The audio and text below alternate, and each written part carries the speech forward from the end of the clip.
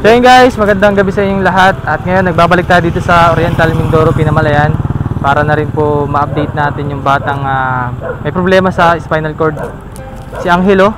Ayan, at maraming salamat kay Don Pipo, yung partner natin dito sa Oriental Mindoro. Kahit na wala tayo na nakaraang mga araw, nagampanan niya yung responsibilidad niya para kay Angelo. Ayan, kuna na po siya ng gamot. Ito po yung ibibigay natin para sa TB ng bata, no? At salamat sa Municipal of Pinamalayan at na-provide po nila yung kakailanganing gamot ni Angelo para sa TB niya. So, ibabalita rin tayo sa kanila. At yun nga, si Don Pipoy po yung nakasama ni Angelo noong time na nagpa-check up siya. At mamaya tatanungin natin si Don Pipoy kung ano ba yung naging resulta ng check up, kung may pag-asa o wala. Kasi doon na nalaman ni Don Pipoy kung ano sinabi ng doktor. Ayan. So tara po, tara tayo sa bahay ni Angelo para may bigay din to at ito.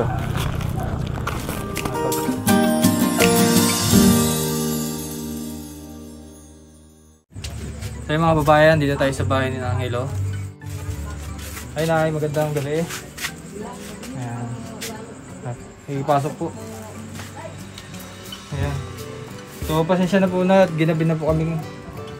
So nanay, nakakuha kami ng gamot kanina sa munisipyo. Ito po yung gamot na binigay sa atin ng munisipyo ng Pinamalayan para sa TB ni Angelo. So tuturuan ko na lang po kayo kung paano inumin, no?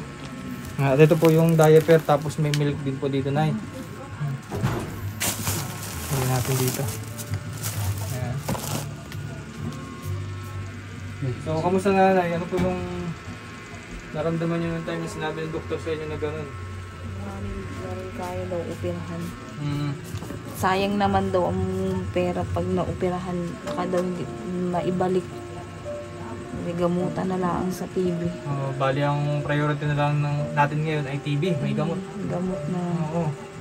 Hindi naman daw mababalik kung na-operahan. Sayang naman daw. Kaya nga. Dapat noong pa daw. Oo, diba, sabi ko naman dati na kailangan mas napaaga pa yung procedure na gagawin sana kay Angelo. Kaso tumagal, mas parang nawala ng pag-asa lalo yung bata. Eh paano po yun? Siyempre, habang buhay na pong ganyan. Magagawa, hindi na mauupirahan. Gamutan na lang sa kanyang sa TB. Yun na lang. Sabi ko sa kanya, kain ka ng kain. At hindi ka maupirahan malakas pa rin siyang kumain. Kahit pa paano pa rin siya. Hindi na rin siya makakatayo. Hindi na rin siya makapaglaro. So ang importante ay mawala yung TB.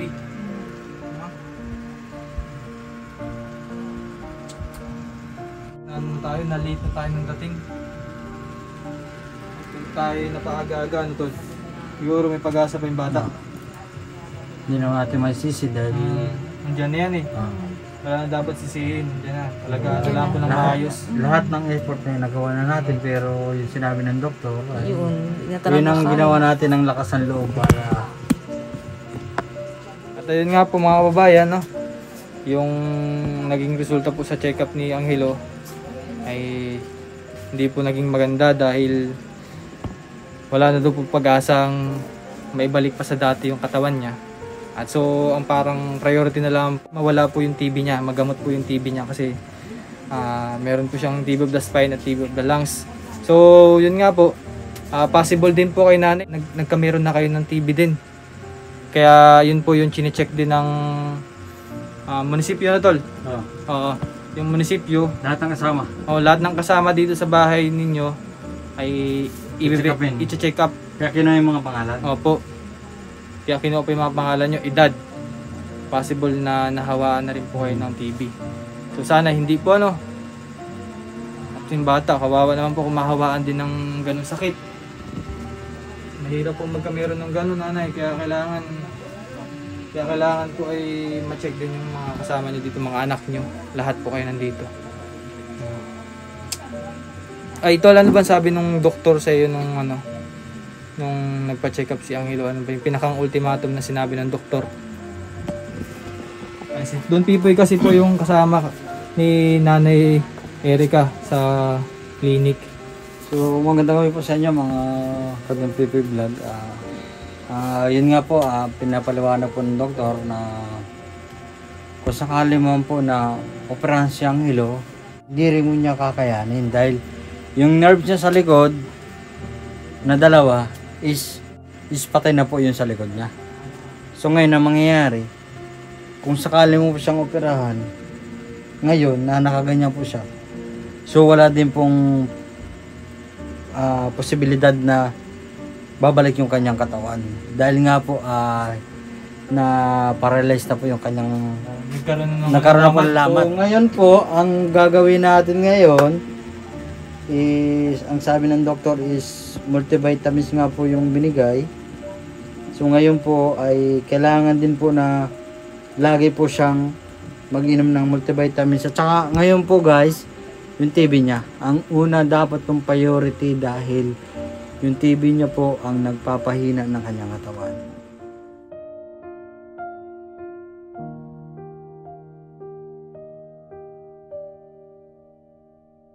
Maraming salamat po sa mga tumulong sa akin. Maraming salamat po. God bless.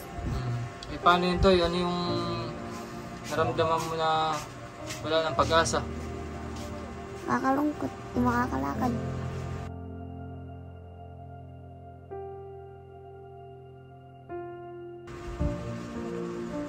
Yun lang. Malungkot na hindi na maoperahan si Angelo.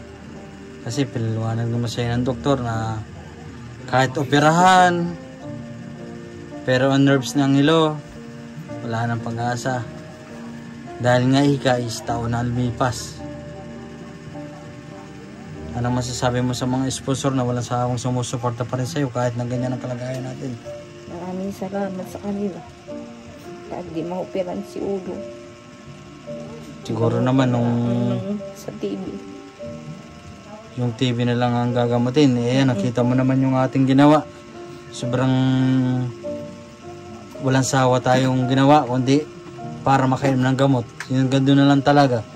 Gusto mo natin operahan, pumunta tayo sa lahat ng mga puntahan natin, pero wala tayong magagawa.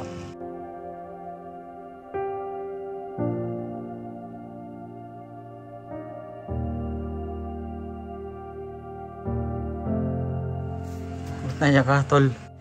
Hindi, syempre nakakalungkot na syempre ginawa natin yung effort natin aside sa mga effort din nila. Pero yun nga, ginampan na natin na marating natin yung ganitong pagkakataon na malaman natin kung ano yung magiging resulta. At yun, nalaman na natin na ganito ang kalagayan at wala nang pag-asa na gumaling pa ang likod ni Angelo. Nakakalungkot dahil sa murang edad niya ay hanggang dito na lang yung kanyang katayuan. Siyempre hindi na siya makakapaglaro, makakapag-aral ng maayos. Malaking kawalan kapag